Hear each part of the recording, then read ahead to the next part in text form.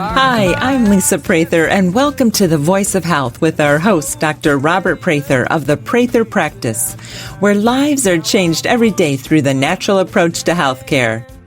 Well, we're talking today about Get the Lead Out. Did you come up with that title? I did. All by some inspiration, my huh? Yeah. All by your little self. All by my little self. So I'm assuming we're talking about lead. We are talking about lead. Ah. Some people were thinking that it was weight loss and other things, but no, it's that's coming, right? Yeah, right. It's get the lead out. Okay. Well, why a topic on lead today? Well, that is actually something that the Center of Disease Control has said that needs to be a priority. Mm-hmm. So one of the things is there's a very strong emphasis on the federal level, on the state level, to really take a look at the lead toxicity and how much of a problem it is and how much it needs to be addressed. So this is actually sort of like a federal mandate.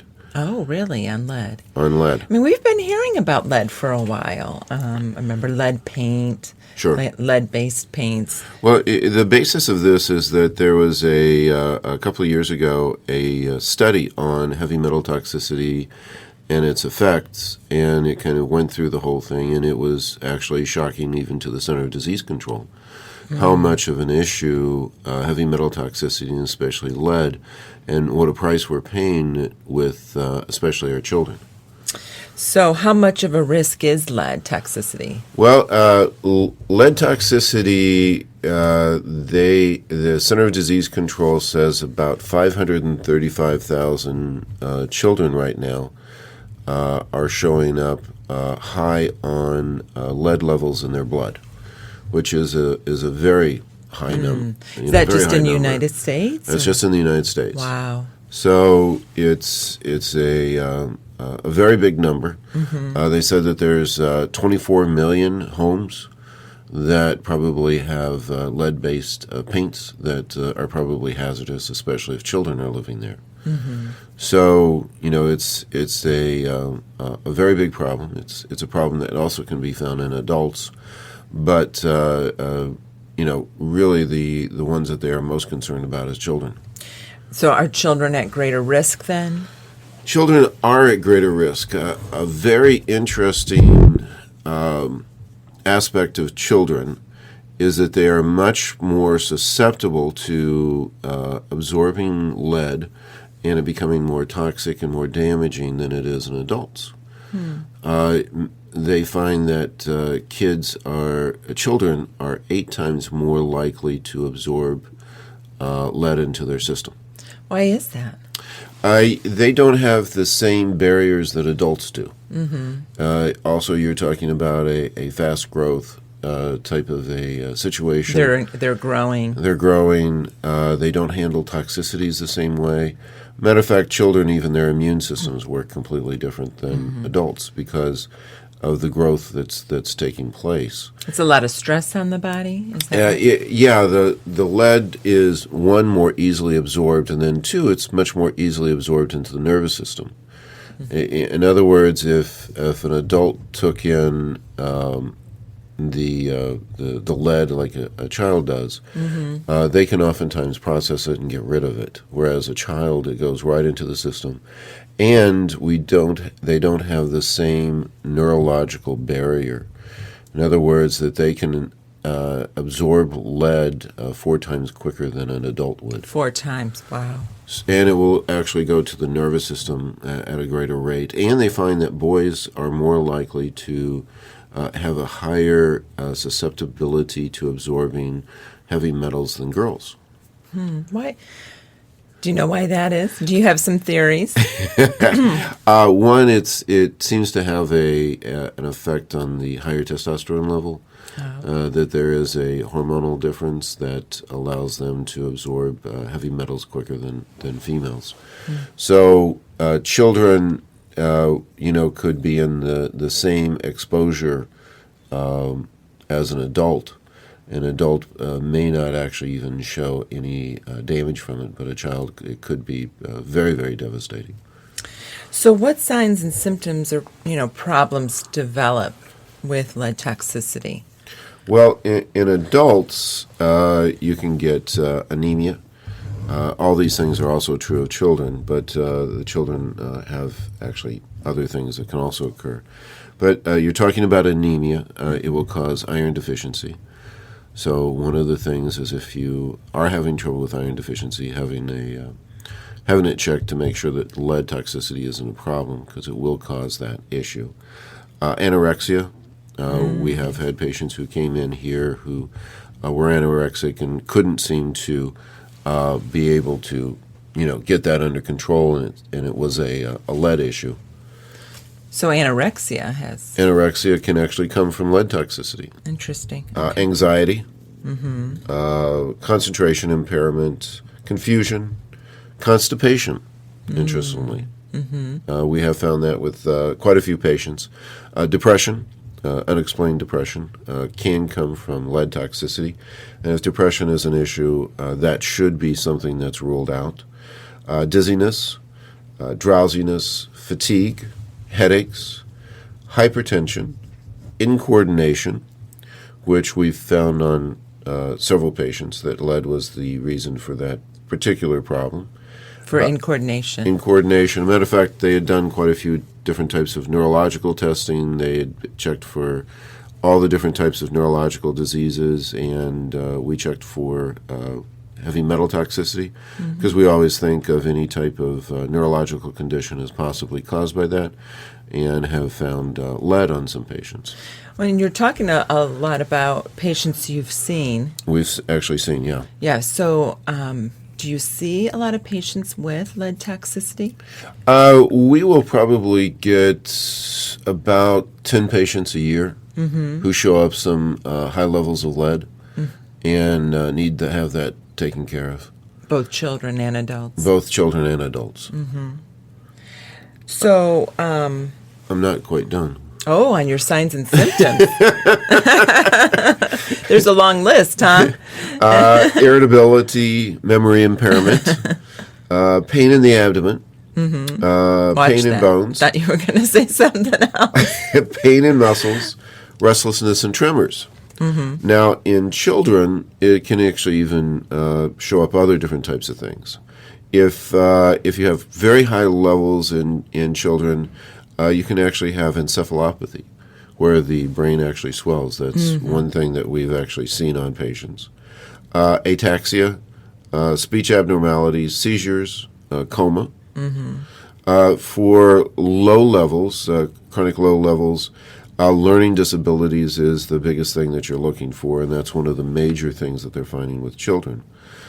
Spatial integration, motor coordination problems, hyperactivity, distractibility and aggressiveness, and even very small amounts of lead, which is very interesting, will cause a drop in IQ, and that can be permanent. And especially as you're talking about children under 5, a tremendous amount of the 535,000 children who are actually showing up with that lead toxicity, they will all have learning disabilities as a result of that. Wow. And it doesn't take very long to start to show, to have the effects. It takes less than 30 days to have a permanent effect on the brain. Less than 30 days? Less than 30 days. From exposure? From exposure. Wow. That isn't that long at all. No. So, being aware of that, and one of the things is that there's an extremely high cost that is involved with the learning disabilities, and you're talking about 535,000 children, according to the Center for Disease Control. They're walking around right now with actually high levels of lead. When you say high cost, what do you mean in the healthcare, in the... Well, I mean, in healthcare, they estimate that it's going to, per child, it's about $5,500 in medical costs. But in cost of special education,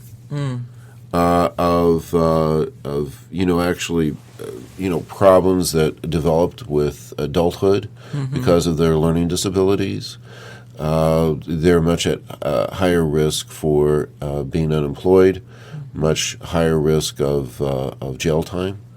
So there is a real problem that's associated with long-term cost to society having these high lead levels. Mm-hmm. So it's not something to take lightly. It's definitely not something to take lightly. And as I said, the federal government, the Center for Disease Control, has made this one of their top priorities this year. Interesting. So the Center of Disease Control, and this is one of their top priorities. And they've really started a big campaign, and all the states had to produce a campaign on how they were going to address this particular problem. This was also something that was sent to the physicians. That's one of the reasons that I've decided to make a radio program out of it, is that this was something that they asked us also to make people more aware of, and to start a process on that, on trying to reduce that and see if we can actually eliminate it. And it's a group effort, and I think it's something that's very, very important. Okay. Well, when we come back, let's talk about the treatment for lead toxicity. You can win a free 60-minute massage in a relaxing spa at the Prather practice. Each month, we have a drawing to give away a free massage to one of our lucky Facebook and Twitter fans. Follow us on Facebook and Twitter on our website at thevoiceofhealthradio.com. This is The Voice of Health with Dr. Robert Prather. The Voice of Health Wellness Tip with Dr. Robert Prather of the Prather practice. I consider the blood work to be the blueprint to your health, and we've had several different radio programs on that and talked about how important it is to have at least a yearly complete blood test to find out where you are. The blood is the life force of the body, and it gives an amazing chemical picture of where you are with your health, and can actually pick up all the different types of diseases that could be going on. So having a thorough blood test is one of the most important things, and is recommended by everyone to make sure that your health is up to where it should be, and can actually pick up any type of disease process before it becomes a major factor. So having a good blood test, a good thorough blood test, is one of the most important things that you can possibly have. One of the things that I implemented when I started my practice was a blood test that could actually cover any type of problem that was actually developed, that someone could actually experience. So we came up with a profile, we gave it to the labs, but they said, wow, that's a pretty good profile. Do you mind if we offer that to other people? And I said, no, that would be fine, because I feel that that's something that could be very useful. And they named it the Prather profile. So I've actually met with other doctors before and talked to them and said, "You're Dr. Prather. Are you the Prather of the Prather profile?" And I said, yeah, because, they get a list of different profiles. And so it's actually now a national profile. So we actually have 52 different lab tests that are actually included in this profile. It covers everything from A to Z. In other words, any disease process that you could possibly have in your body, that will be covered by this particular blood test. So it is something that should be done by everyone, from no matter how young you are to no matter how old you are, at least once a year, to see what your health is. If you have a problem, this will actually pick it up. And one of the nice things about that is it is actually covered by insurance. So very excellent way of actually finding out where you are, and if there are any hidden types of problems that are going on, this will actually show it up. Schedule your appointment at the Prather practice, 317-848-8048. That's 317-848-8048. Or learn more on our website at thevoiceofhealthradio.com. The Prather practice, restoring hope.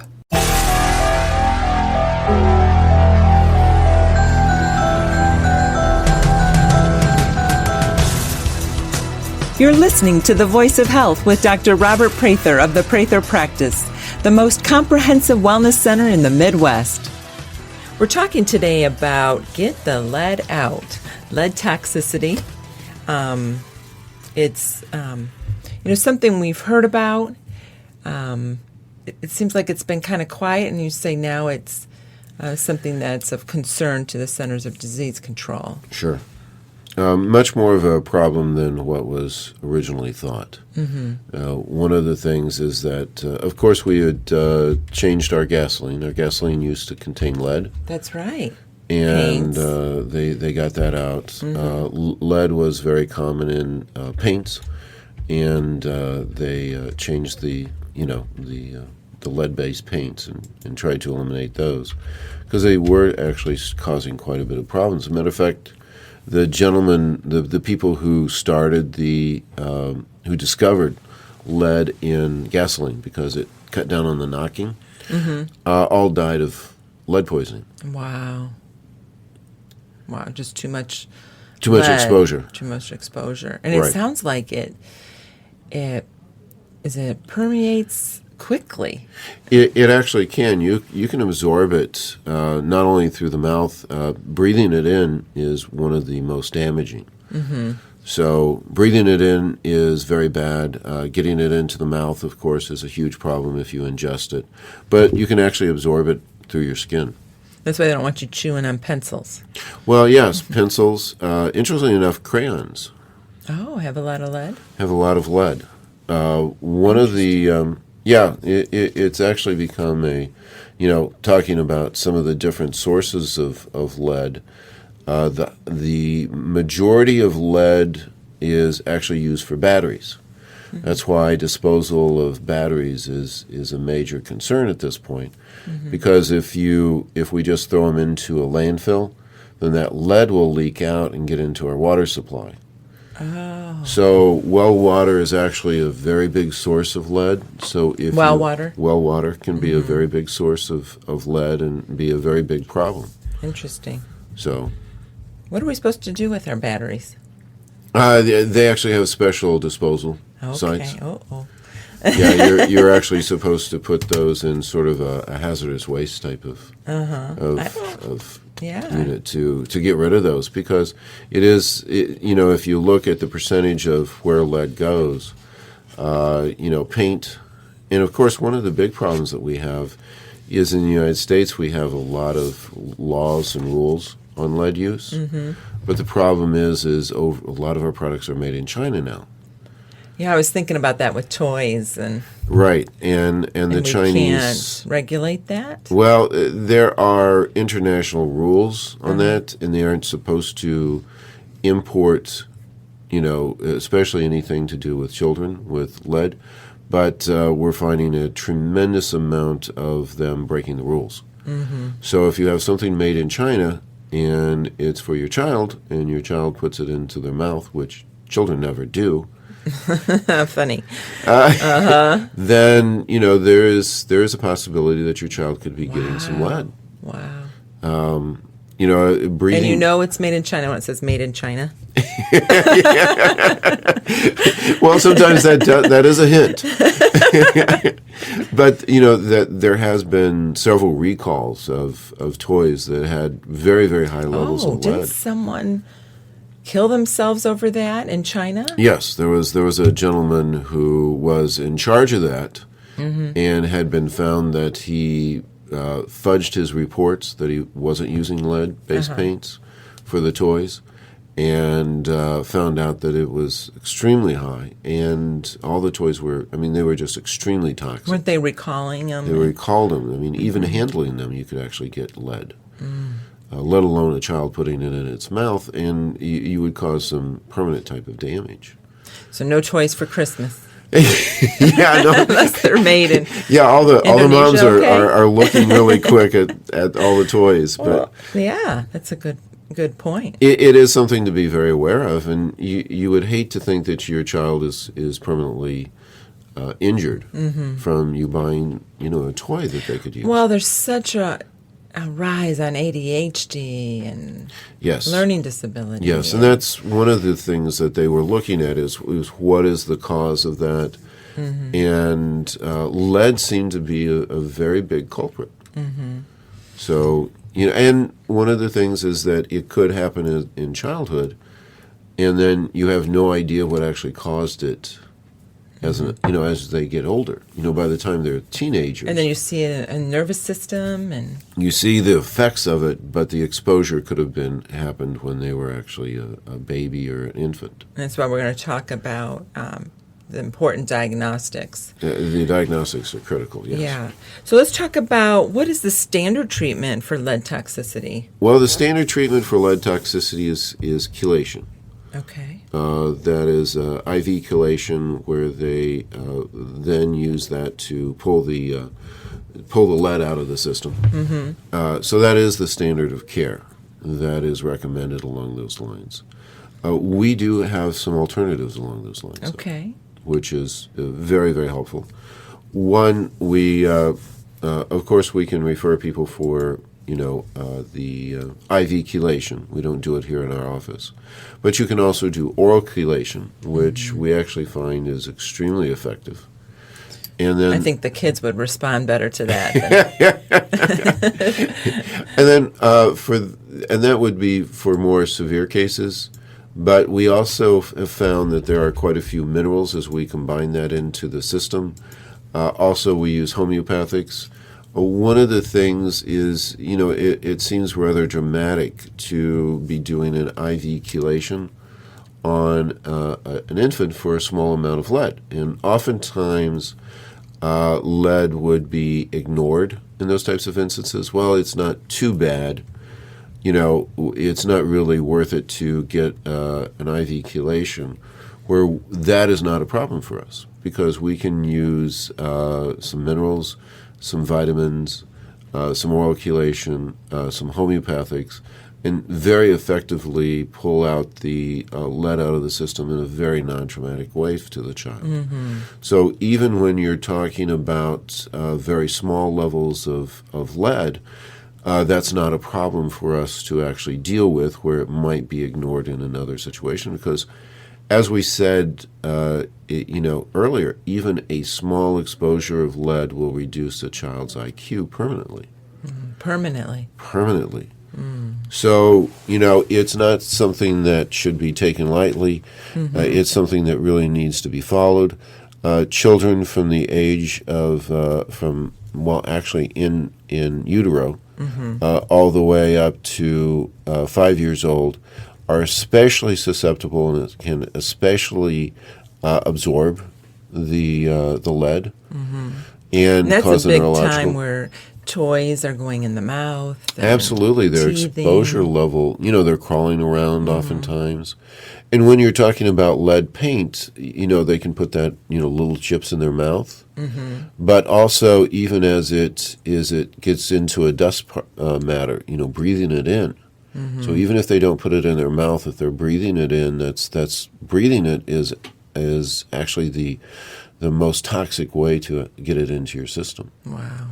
So, having that awareness for children, especially 1 to 5, and as a cause, and, you think that you're protecting your children, but, there are so many different ways to have that exposure. I mean, lead is found in crayons quite often, especially if they're made overseas, which most of them are now. If they're made in the United States, usually we're going to have safer practices. But if they're made over in other countries, not just China, but Indonesia or other countries, they're going to figure out the cheapest way to make them. And lead makes a big difference on that. You can smell crayons. Even thinking about them, you can smell them right now. Well, pool chalk. If you actually have a pool cube. Good thing I'm not good at pool. And you sit there and yeah, rub it, and you play a lot of pool. That's all lead based, and that's not actually regulated. Interesting. So there's a tremendous amount of so you dust pool sharks out there. And someone needs to come up with a new. Wow, this could be a Shark Tank thing. Ooh. Are we playing off of Shark Tank? Yeah, that's a good idea. Well, yeah. Well, I mean, because that shock gets all over everywhere. People who deal with when you're talking about automobiles, there's still quite a bit of lead exposure. With the paint? Well, not just with the paint, but also with the mufflers. Has a lot of lead that comes out of there. So there's a lot of different ways. Well, I remember our car was getting worked on. Right. We had been in a fender bender, and I went in, to the office area, not even where the vehicles were, and it just smelled so toxic to me. And there was a woman at the front desk who was pregnant. I said, "How are you doing with these smells?" And she was so immune to them, she didn't even notice. Oh, and see, that could be a real problem. With not only lead toxicity, but other different types of exposures along those lines. So, it's something to be aware of, and it's not something that a lot of people are even thinking about. Yeah, we don't even realize the hazards around us. Sure. So the treatment you do here, the structure function treatment for lead toxicity, why would you say that's preferred over the standard chelation? Well, one, it's something that is 100% successful. We've never had a lead case that we couldn't get cleared up. And it's much more less traumatic. Also, as you're doing chelation, you need to be aware of other different types of minerals that could be pulled out, where we can be very specific on what we're working with. So it's much more of a precision, much more gentler, much less toxic, much less damaging, and actually, from what I've seen, more effective. Okay. When we come back, let's talk about how a person can tell if they have lead toxicity. Listen to the Voice of Health radio on your smartphone or tablet on all of the top radio apps available. TuneIn Radio, Stitcher, and iHeartRadio. You can find these apps and more on our website at thevoiceofhealthradio.com. This is The Voice of Health with Dr. Robert Prather. Laughter is the best medicine. I went to one nutritionist. She said to me, the good news is you can have all the salad you want. Whew.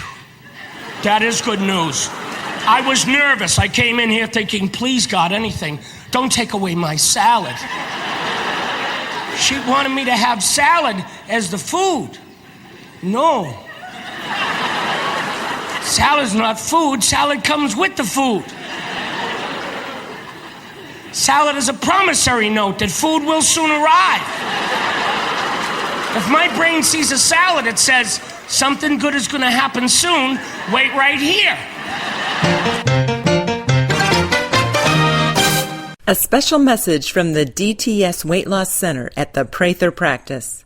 Are you tired of making the same weight loss resolution only to end up right back where you started? Let the professionals at DTS Weight Loss Center take all the frustration out of dieting. Our nutritionists and wellness coaches know what works for every body type and can develop a plan specific to your needs throughout your medically supervised program. Make the change by visiting us online at dtsweightlosscenter.com. Dedicate, transform, succeed.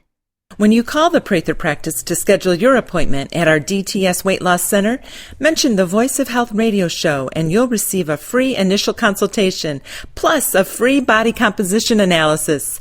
317-848-8048. That's 317-848-8048. The DTS Weight Loss Center at the Prather Practice.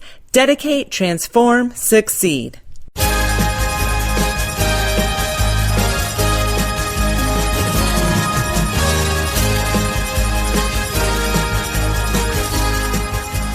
I'm Lisa Prather, and you're listening to The Voice of Health with Dr. Robert Prather of the Prather Practice, where we get to the root cause of your health issue.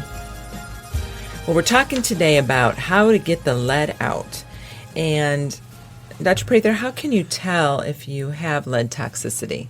Well, interestingly, most people who come in and have it have no idea. Right. They have other different types of symptoms that's actually brought them in. But even then, you can have developing the lead toxicity and not show any signs whatsoever. So it is something that you shouldn't just count on let me wait until I have symptoms and then get it checked. This is something that, according to the Center for Disease Control, they want every child screened in the United States, 5 and under, on whether they have lead. So how do you do that? How would someone do that for their child? Well, you can do a blood test, And the advantages of blood tests is it shows if you are immediately have some lead exposure.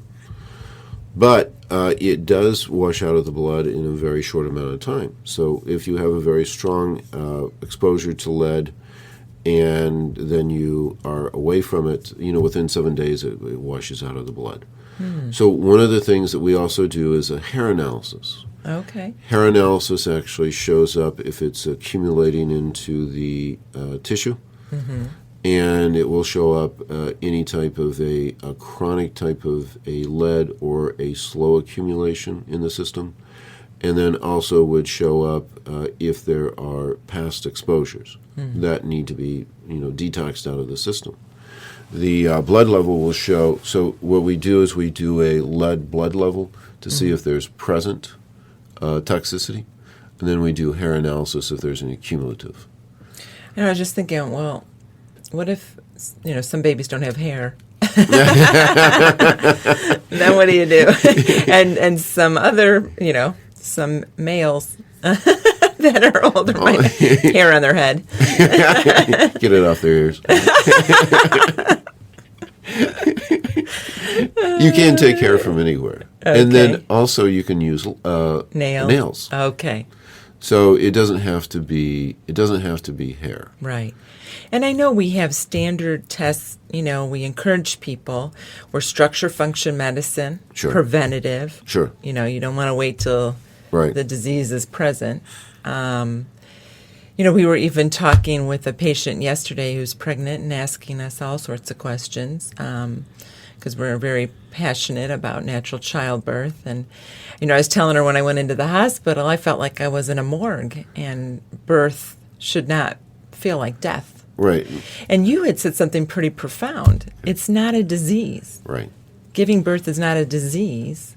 And the hospitals have made it that way. I mean, I know there's cases, and there's emergency cases and things, but it just seems like it's the standard now. Sure. And that was just real profound to me.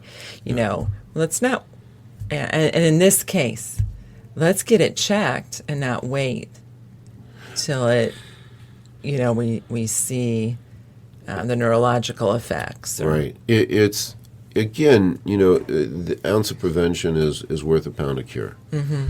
So having regular checks on that, checking to see if your child is exposed. The blood test is very helpful if you think there's some immediate types of things. Hair analysis is great to check and see what's on a long-term type of basis. A very interesting, we have 535,000 children who show up high levels of lead as we speak.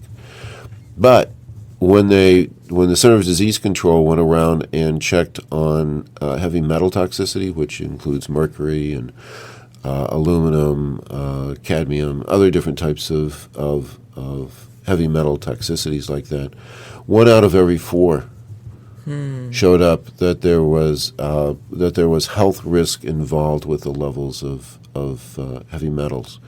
We talked about that there's that we haven't had on a yearly basis. We don't have too many that show up high levels of lead, but about one a month. About one a month, and then when we're talking about overall all the different types of heavy metals, about a third of our patients show up heavy metal toxicity when we check them. And when you're talking about heavy metal toxicity, what are you talking about? Well, there's a whole slew of heavy metals that can be involved. The ones that people mainly know about are the mercury and the lead. Yeah. But there are other toxicities. As a matter of fact, the most toxic metal out there is nickel. I feel that nickel causes, from what I've seen, and as I've talked to other practitioners out there and some scientists, is that nickel is the most damaging metal of them all. And you find that, I know, in jewelry. You find that in jewelry. Yeah, we don't let our girls wear the jewelry with the nickel in it. Oftentimes they'll use that in dental work too, because it helps to harden. And of course, oftentimes they try to get away from the mercury. Yeah. But they're using a lot of nickel in there, even in some of the what you would consider the ceramic type of material to harden it. So and nickel, I think, is actually even more damaging than the lead. Interesting. So is the hair analysis accurate? The hair analysis, and one of the problems is that hair analysis is considered a very legitimate and one of the accepted forms of analysis for the heavy metals. That's something that's quite accepted. The problem is that there was a lot of people who didn't follow the standards, and making sure that you have a excellent lab, that isn't just a mom and pop type of thing. Right. Because there were an awful lot of mom and pop hair analysis. So the one that we use, the technology was based out of Germany. It is the most accepted and the most accurate of all the hair analyses out there. And I know when you pick labs for our different diagnostics, you pick the top ones here in the United States. Yes, it's very critical to find which lab is the most accurate, because accuracy is very, very important to be able to see the results. And one of the things that we see a very high correlation on the symptoms and the diseases that people are experiencing and how they're feeling, and their hair analysis. Getting that balanced out makes a very big difference. And oftentimes, as we're talking to people about the symptoms that are associated with the different types of heavy metals that they're dealing with, because there is a very strong correlation on that, with their symptomatology, and as we get that balanced out, you do see the difference in their symptoms and how they're feeling. Yeah. So, and I know for me, I do the hair analysis twice a year because we're working on balancing my zinc copper levels. And that's very huge for one's health and hormone and neurological. So how often should the hair analysis be done? The recommendation on that is that everyone, and when I say everyone, I mean everyone, should have a hair analysis done once a year to make sure that there's a problem. If there is a situation in there where it needs to be rechecked until it balances out, we recheck it every 3 months. Right. To see the progress on that, know when it's balanced, and then we can actually then go to once a year. And unfortunately, the hair analysis isn't covered by insurance, but the lab has worked with us, and we have what we think is a reasonable rate is $110 for the hair analysis. For the information that it gives you, nice big report that the patient gets when we review it with them. It's very helpful. Oh, absolutely. And the other thing that's very important when you're dealing with the hair analysis is it gives so much information on not only on heavy metals, which is extremely important. If there's some type of heavy metal toxicity going on in the person, you have to get that balanced out before you can ever make progress. There have been cases where we've had people on suicide watch. And because of the severe depression and some of the severe symptoms that are going on, and as soon as we got their hair analysis balanced out, they were fine. Yeah. Well, we had a testimony not too long ago on the radio of the patient with the copper levels. Sure. That were out of balance and the problems that caused her. And once it was balanced, she was a new girl. It really does. Finding those types of things, and that's one thing is that in our style of practice, with the structure function, we're very dependent upon labs. Matter of fact, even more important, more dependent upon that than the normal disease care. Yeah. I know when other doctors come in and they see the results, how Right. quickly the blood chemistry's changed, in such a short time. Sometimes I think people think structure function medicine, it takes longer, but I don't really see that here. Yeah, it's a situation where we've had doctors who've been seeing patients for years and years and years with a general decrease in their whole life, in their blood work, just a worsening of their conditioning, and then having that turned around in such a short amount of time. Yeah. Is very unbelievable to a lot of the doctors who are coming through in the office. Yeah. Neat. When we come back, more about how to get the lead out. Never miss an episode of The Voice of Health so that you can stay informed and empowered about your health. Get a podcast of our show automatically delivered to you every week by signing up for our show on iTunes. You can find that link on our website at thevoiceofhealthradio.com.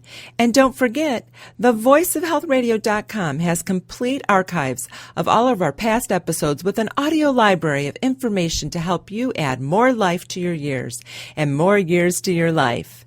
This is The Voice of Health with Dr. Robert Prather.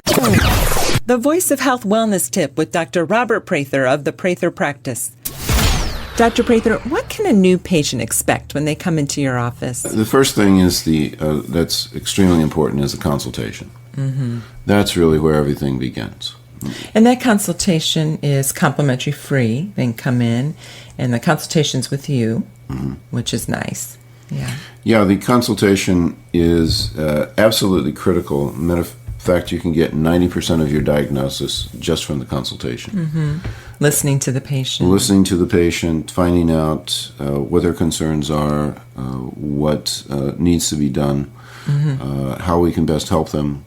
Having a good understanding of the complaints of the patient is absolutely critical for good care, and the patient knowing that we are actually listening to them. We have very thorough intake forms that are extremely helpful. Gives us quite a bit of information of what's going on into the system. After the consultation, you have to look at the diagnostics. Okay. You first have to understand, where the patient's coming from, have an idea, but then you have to know, what to do, what the problem is. Mm-hmm. There is a difference on our diagnostics than from the medical diagnostics. So the medical profession, as a disease care-based program, they are looking at disease states and combinations along those lines to treat the symptoms. Our basis of our care is a understanding of what is the underlying cause, finding out what that is, usually caused by a break from homeostasis. Mm-hmm. And you're going to hear that word if you're listening to our radio program. You're going to know every it well. Time. Because homeostasis is the basis of our practice, and homeostasis is the basis of health, and we are a health office. That is what a structure function office is. So the diagnostics are extremely thorough, probably more thorough than what you would get anywhere else. We look at very extensive blood work. We might do hair analysis, might do some evaluation of the gut, because that's so important to one's health. We do a thorough cardiac evaluation. We do a thorough musculoskeletal exam. Many offices that even are into natural health are either just dealing with the functional aspect, or they are just dealing with the structural aspect. We are unique in that we deal with both, and both of them extremely thoroughly and extremely well. Schedule your appointment at the Prather Practice, 317-848-8048. That's 317-848-8048. Or learn more on our website at thevoiceofhealthradio.com. The Prather Practice, restoring hope.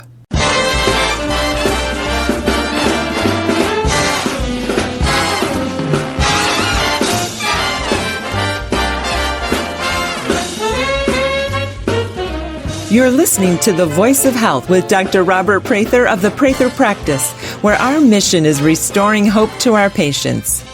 Well, we're talking today about how to get the lead out, lead toxicity. And, Dr. Prather, you do the structure function model, and we talk about that. If you've been a radio listener out there for a while, you know what that means. And we talk about homeostasis and how important it is to balance the body, if we're trying to balance the body. So in the structure function model that you use, what results have you seen with lead toxicity? Well, one of the nice things about the structure function model is that we look for the underlying cause. Too many of the people who have come in with lead toxicity had certain types of complaints that weren't being addressed well. They weren't getting the results. And one of the main reasons is because they were looking at the symptomatology, not the underlying cause. And that's one of the main differences between structure function care and disease model care. Understanding what disease is probably one of the defining types of things that people oftentimes don't understand. Disease is a group of symptoms that they put together that they come up with a name, and then that's based upon the symptomatology. So pharmaceuticals and surgery are actually to address those symptoms, not really to address the underlying cause. And oftentimes, as people come in, they have asked their doctor, well, why did this occur? And the doctor says, well, it doesn't really matter.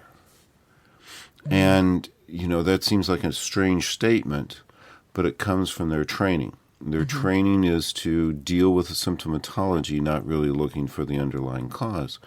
And a lot of people who are frustrated and can't get the results that they were looking for is as a result of that. I was thinking about one lead patient. It was a gentleman who came in who had severe abdominal pains. And they had done all sorts of tests on him to figure out why he was having abdominal pains.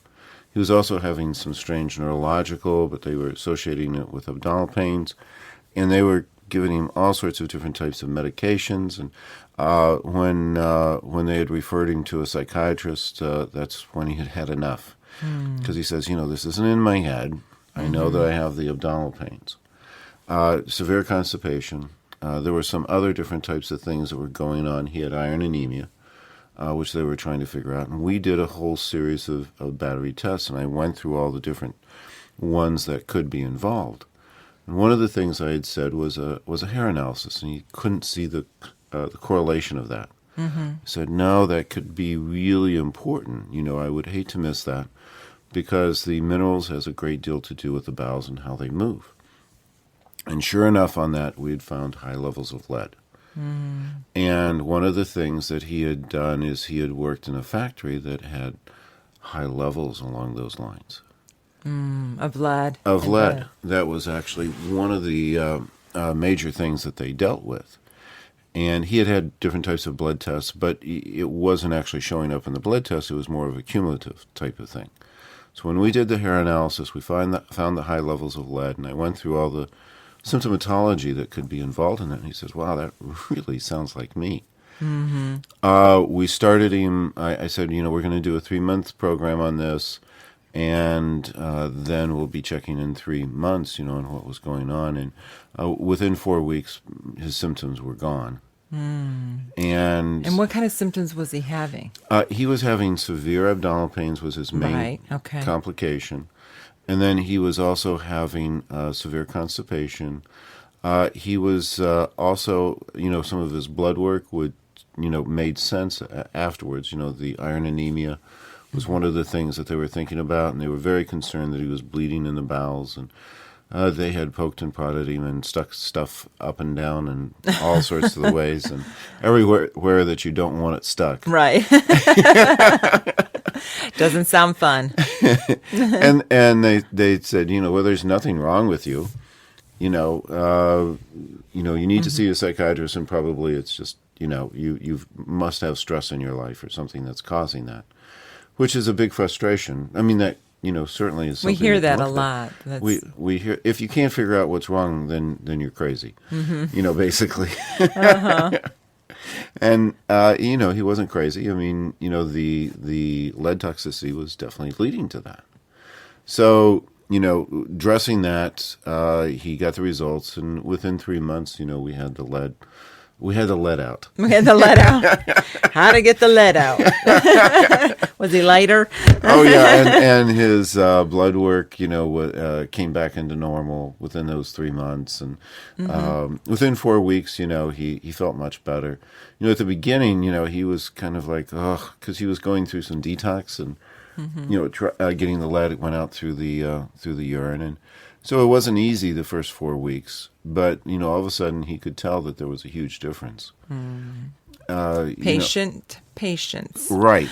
Do the best. During the detoxification, that type of thing, people, And you think about this. I mean, this was something that had been going on for 2 years, and I said, Yeah. I said it's going to take 3 months. People want you to, they give you like a day to a week.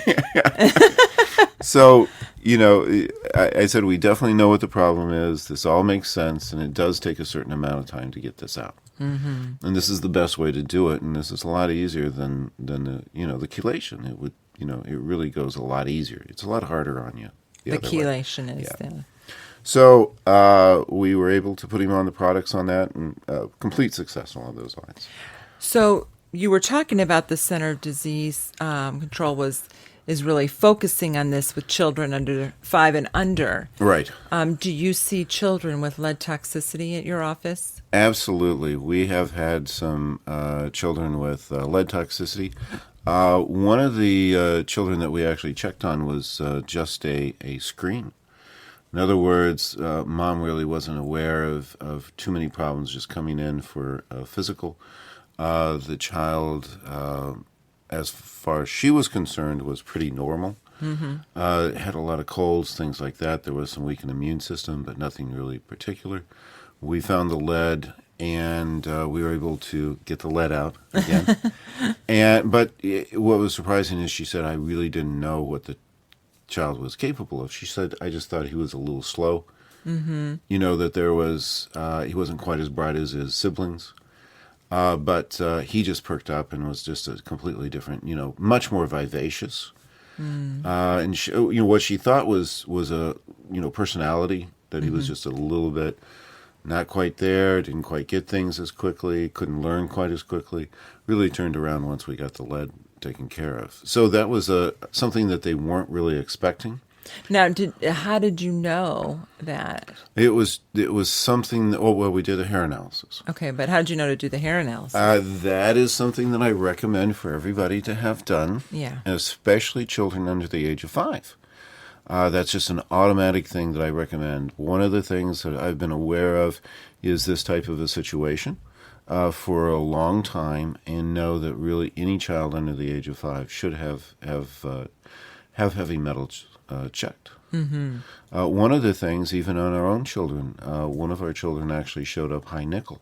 Yeah. And that was coming from some tooth fillings, which we actually had removed. Got that out, but that would have caused a lot of problems for her if we hadn't actually addressed that. Yeah, I had forgotten about that. So, doing those types of checks on my own children really has made a lot of difference on their health and well-being. And if I had let that go and let that sit, there would have been some... our child would have had some learning disabilities associated with that. Mm-hmm. So, keeping up on that type of thing is very important. But I have had children with some severe problems. I've had children who actually came in with some severe learning disabilities, where there was quite a bit of deficit in neurological problems that they'd been checked on, had gone through quite a lot of regimens trying to get those corrected, and we found heavy lead toxicity, which they had actually presented to the people who were specialists. And they said, well, that explains it.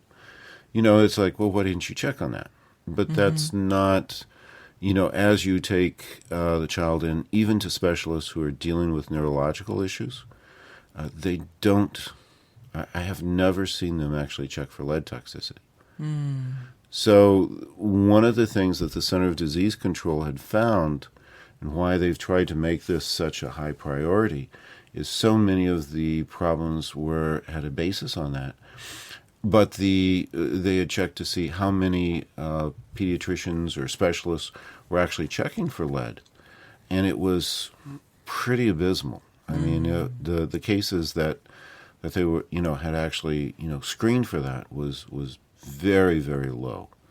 And they said that this was a real problem. We need to bring this to the attention of healthcare workers. We need to bring this to attention of social workers. We need to start to get that information out there that this is something that should be screened on a regular basis. So, Dr. Prather, we have a few more seconds left. What closing remarks do you have for today's show? Well, one of the things that I like to say is that you don't know if you don't test. Mm-hmm. And this is something that is non-invasive and should be done. Okay. Well, thank you, Dr. Prather. The Prather practice is located at 8902 North Meridian Street on the north side of Indianapolis, just south of the I-465 loop. If we can help you to achieve better health, we'd love to hear from you. Connect with our office at 317-848-8048. That's 317-848-8048. Join us again here next week or anytime on our website at thevoiceofhealthradio.com for The Voice of Health with Dr. Robert Prather. Are you frustrated by not getting to the root cause of your health issue? Are you tired of not knowing why you're always fatigued? Are you wanting to say no to toxic drugs? Have you lost hope? Are you just tired of being sick and tired? At the Prather Practice, we want you to know that we have the answers for you. We offer the alternative to the disease care model. We are the drug-free model to health and wellness. At the Prather Practice, we look for the underlying cause of your health problem and not just the symptomatology. Through thorough diagnostics, we find your individual health blueprint for your treatment. Where the disease care model is symptom-based, the structure-function model we practice gets to the root of your health issue. The Prather Practice is the most comprehensive wellness center in the Midwest. Our integrated practice offers you the most treatment options to restore your health and your hope. Learn more about the Prather Practice by calling 317-848-8048 or learn more on our website at thevoiceofhealthradio.com.